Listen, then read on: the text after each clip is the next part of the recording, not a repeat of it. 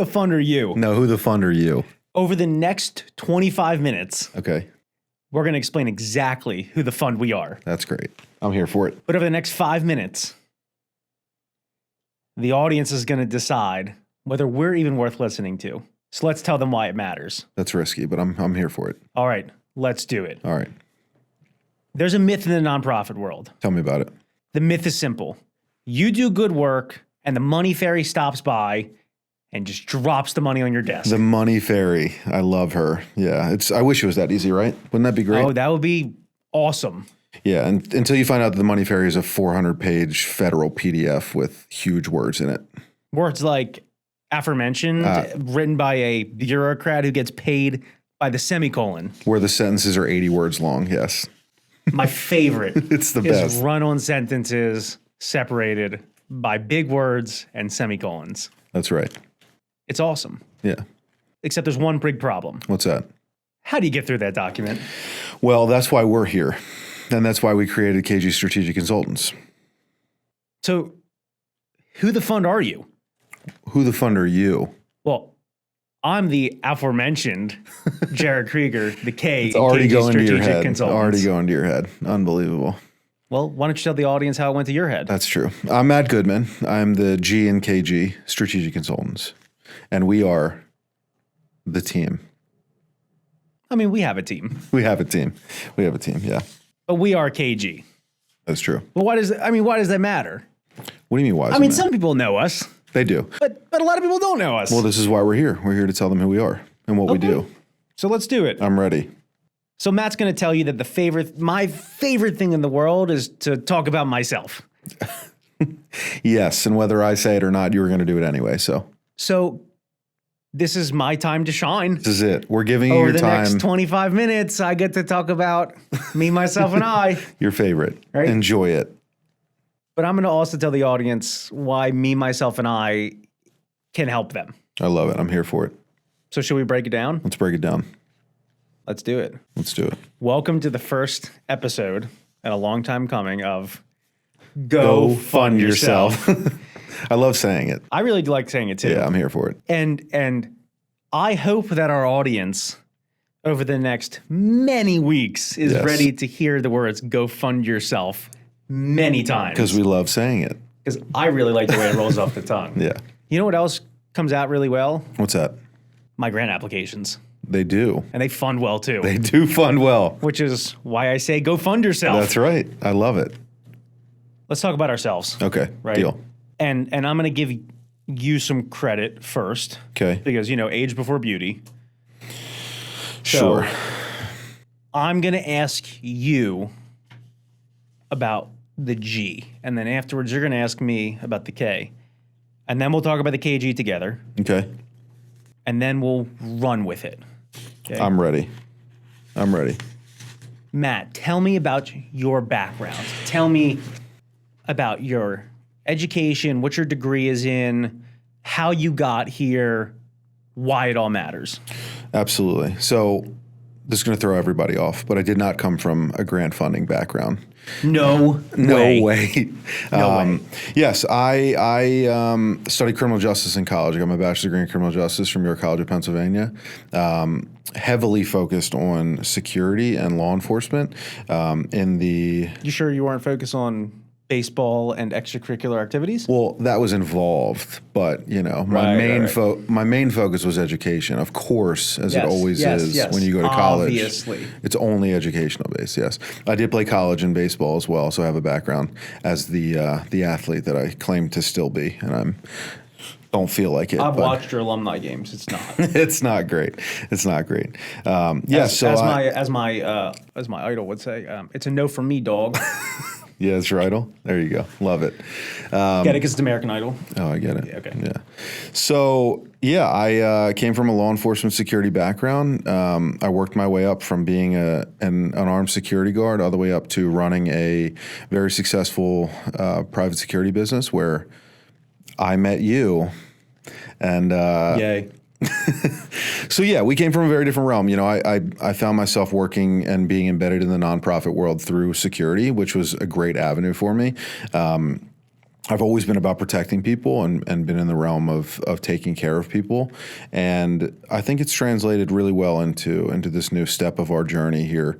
Really working on protecting organizations and nonprofits that need that help. So, it's been a wonderful transition. I have, endless certifications, which I'm sure you'll get into because you love talking about it.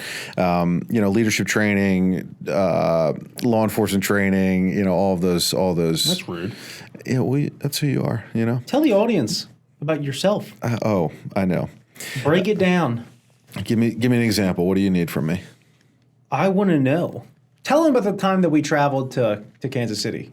Lenexa, Kansas. Lenexa, Kansas. Yes, we went for a NRA law enforcement pistol instructor training. No, that was Huntsville, Alabama. They all blend to me. That was Lenexa, Kansas training. was to become nationally certified force science analyst. That's right. Yeah, my first real dive into being an analyst within that world. The ins and outs of crisis intervention and de-escalation. Didn't I say he loves to talk about himself? Psychology, it's great, physiology. Yeah. All of the above, the ins and outs of it, being really detail oriented and finding the ins and outs of that program, which again has led me into this world, being organized and making sure things are taken care of. It's a very, very big leap for us. But people say, they would look at it and say, oh, law enforcement and security to nonprofit, that's the biggest jump I've ever seen, but it really isn't. Within that realm, again, we were working with a ton of nonprofit organizations, religious institutions, and workforce development places, providing protection and security within that realm, and being able to transition that. I'm going to cut you off right there. Cut me off. How do these places pay for it? That's a great question. Pay for security services. Well, that was our biggest avenue, right? And I'm glad you pulled that out. So. A lot of what we were seeing was I got your back. security being paid through the NSGP grant, which is a nonprofit security grant program through the federal government. So what did we do? We found ways to write grants for nonprofits to pay for our services within the organization. So a full circle environment. So we got in touch with our grant side through that. And, it was a wonderful transition. It was a wonderful realm that we worked in, and it was very helpful. So throughout there, I continued through my career, and we hit a bump. Right, I came to a point where I had to choose which direction I wanted to go in, and I became so engulfed in the nonprofit world and really enjoyed seeing people who help others, right? My whole goal is to help other people. So seeing organizations like, again, religious institutions or workforce development or educational systems, helping them through that realm, I said, well, how can I help on a broader scale and not just security? And, we had multiple conversations, which I'm sure we'll get into, regarding what's the next step here? How can we be the difference in a realm of a nonprofit world that's been so stuck in its ways for so many years? How can we be the difference? And we came here, and here we are. And now we're here. It's a long time coming. That's it. So it's pretty wild. There's a little bit about me. Again, I know that you love talking about yourself. Why don't you give everybody the overall scope of who Mr. Jared Krieger is? A little bit about you, a lot about me. That's it. Is that what it is? That's the teamwork. Oh, man. Yeah. All right. Where should we start? You tell me. I'll start with education, go into experience, and then how we got here. Beautiful. I love organization. Should I try to do it in one breath? No. Please don't. I don't need to give you CPR. All right. So I have a bachelor's degree in Homeland Security and Counterterrorism. Okay. And then I have a master's degree in Homeland Security and Disaster Management. I have a second master's degree in business administration, and I am about 5 months from finishing my doctorate in business administration with a focus on nonprofit leadership and strategy. I am double board certified in physical security and security management. I am about to take my certified fundraising executive exam. So it's just more fancy letters behind my name in every email. You love the letters. Great. You love the letters. All the law enforcement training certifications, Maryland Police Training Commission instructor, all that great stuff, right? crisis intervention, de-escalation are my areas of expertise, down to use of force, all that good stuff. But how do we get here? It's really simple. Over the past 6 years, I've written 1,000, just about 1,000, Just about.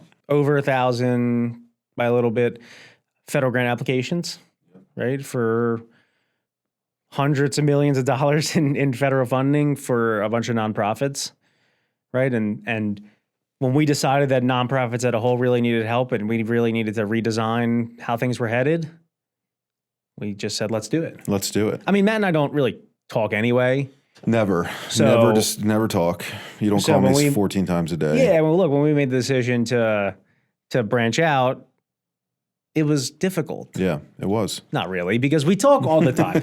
It was a super easy transition. You're going to hear me say this a lot. Nonprofits don't do the most glamorous work. Right. They operate on razor thin budgets. It's not flashy. It may not be fun, but it's work that somebody has to do. Have to.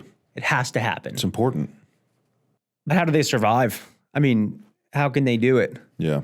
Right. And what we saw was really disturbing to us, right? We would see grant writers who would come in and say, hey, I'm going to write this grant for you. You're going to pay me X fee. Whether you get the grant or not, my fee's my fee, you pay. There's no return on your investment. And they walk. And that's right? it. Yeah. How can you maintain a quality application through that process? It's like this. What's the example I always give? I say, if I get a shirt from Target Yep. and it doesn't fit and I go return it, I get my money back, right? Target doesn't Usually, keep my yes. money Yeah. and they don't Correct. keep my money too. Right. They don't get the shirt back and my money, right? So why not the grant world? Right. That's a really, really good question. Yeah. And that's kind of what we asked ourselves when we started. And we said, why does it operate like this? So we said to ourselves, let's create a modality where either you are going to pay us for performance or you're going to pay us up front, but it's going to be guaranteed. Yep. Refunded. If we don't reach the amount of funding that we promise, you get your money back. Yeah. Plus what we already got for you. Yeah. Right. Sometimes you get lucky. That's right. Right? Here's the idea. And it's really, really simple. Every big entity, idea, association has the ways that they've been set up for years and years and years. Right. And a lot of professional organizations would look at us and say, what you're doing is upsetting the ecosystem of competitive grant writing. We love to upset big systems. And you don't know we? what I tell them? What's that? I tell them to go fund themselves. Because why should a national organization that has absolutely no touch, no bearing, and no idea about how your nonprofit functions tell you what is best for your finances and budget? Absolutely. It makes no sense. Yeah. If you want to pay us for performance, you pay us for performance. If you want to pay us a discounted flat fee up front, that's guaranteed, then you do that. Yeah. And if you want to pair it with fundraising, capital campaigns, all that great stuff, and you want to pay us for that, why can't you? Well, we saw this in the security world too, right? We saw it where the norm would be you have executives in security and then you'd have the guards and there was no in between. Or they would see somebody leadership for the first time in a meeting dressed in a suit and they would walk off, right? But we wanted to change it. We want to be the difference. We went in and said, we're going to look and do all of what the guards do, right? We can only be as good as our team. That's it. So if we can't operate in that realm, then neither will they in a positive way. So, when we would go work shifts or be involved in meetings dressed in our uniform, or dressed as the guards would be, that changed things, and we went to conferences where everyone was dressed in a suit and we showed up in a uniform and they're like, what are you doing? Why are you shaking the trees? Why are you trying to be something that's different? And that's how you make change. You have to shake the trees. It's memorable and it matters. That's it. You have to be different. So, we see it a lot where people don't really love what we're doing, but we're not in it for people to love us. We're in it for people to change the idea of how nonprofits can be funded and be treated as an organization across the entire country. That's the difference. So let's give everybody an example. Yeah. Let's really do the hook, line, and sinker of Here we go. examples. Okay. The nonprofit security grant program. Somebody comes to us and says, how do we do this? It's Right. a complicated federal grant program with state administrative agencies that oversee the program. Money gets funded to the states, and then the states administer the program to the nonprofits. Subrecipient grant program. Awesome. What does that mean to somebody who's never done grants before? They're very confused. That's a lot of stuff. That's a lot of stuff. Very confused. And what happens when I say to them, you need a vulnerability assessment done and included with your submission? Right. Well, how do we do that? Well, it's wild because you think about the NSGP and the federal funding and how much money there is sitting there, that if people would just talk to people like us or use an organization like us or learn how easy it is to access those funds. And, it's a big part of what we're doing. Now, luckily for our clients, I happen to be a double board certified security consultant. I which told is you he loves to talk about awesome. himself. I told you. So we do their assessment, rubber stamp it like an architect, That's right. write it up into an investment justification, and submit. That's right. Done and done. That's it. That's it. Right? And then we wait the bureaucratic process, and then we get funding in. Yes. Now what? I don't know. Oh my God, what do we do? do next? Right? Let's use it for whatever we want. Now right? we got to get bids. Now we got to get installation. Now we got to get contractors working. You know what the best part is? What's that? We're not normal grant writers. We do it all. We're going to do it all for you. Project management. It's That's incredible. it. Yeah. We're going to source the vendors Yep. and make sure that they're following all the rules that we need them to do. That's right. Okay. A is done, right?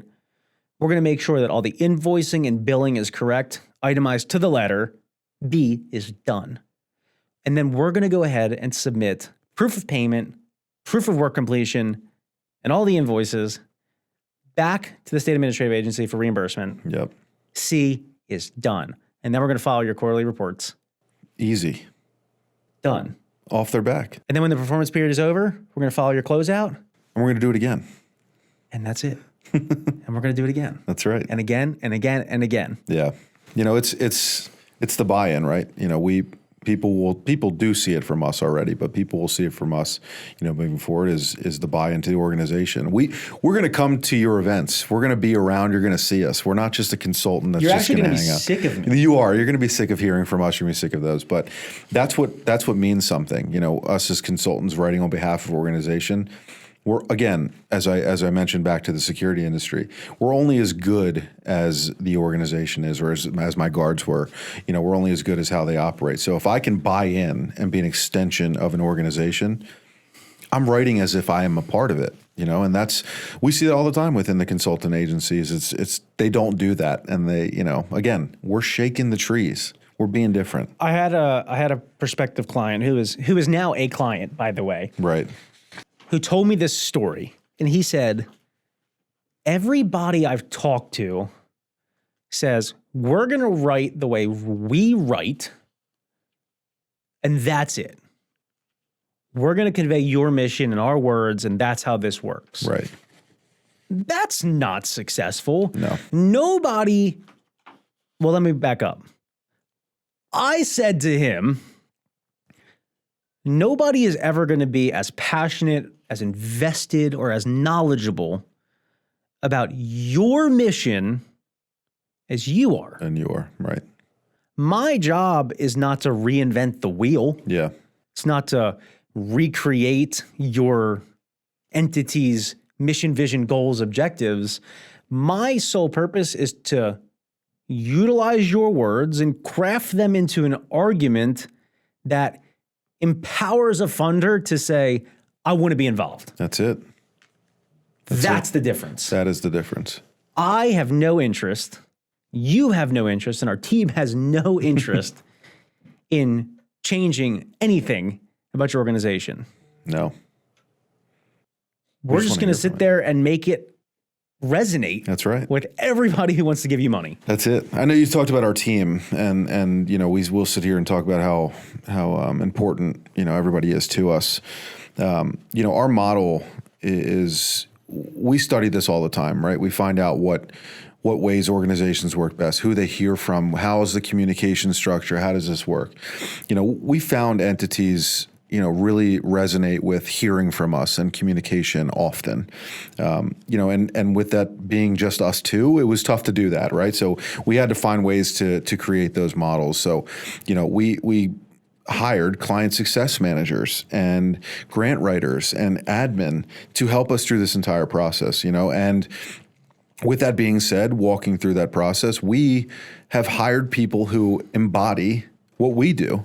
They preach this. They want to be a difference. They want to change the nonprofit world. We see a lot of people who come into us for interviews and have conversations, and some people just don't match. It's part of life, and that's okay. But as far as KG goes, we have a team that is fantastic. They are fantastic. It's pretty good. Yeah, they are great. It's pretty. I will say. Yeah. I will say we did a pretty good job putting it together. We did. It's up there with some of the best teams I've ever been a part of. That's right. Absolutely. For sure. And look, it's a team approach, right? Yeah. There's never a situation where we can say, "Hey, I know more than the next person," or they know more than the next. We all have a different area of expertise. Yeah. And the goal is collaborative enterprise, right? We all give a 2 cents to what works best. Yeah. And we formulate in the best possible advocacy for a client. Yeah. Period. 100%. And that's basically what it is. And putting in all the different components and minutia and fringe and all that stuff, and we put it together. And next thing you know, it's a well-funded fundraising ecosystem. That's it. And it functions so well. It does. We find avenues that people enjoy being in, that fit their realm. Not everybody writes the same. Not everybody believes the same thing. So, we find people that find their space and find their avenue to be able to write, and they write great, Well, based off the organization. I'm actually glad that you mentioned that, because that's another question. Yeah. Are there funders that really want to be a part of what we do?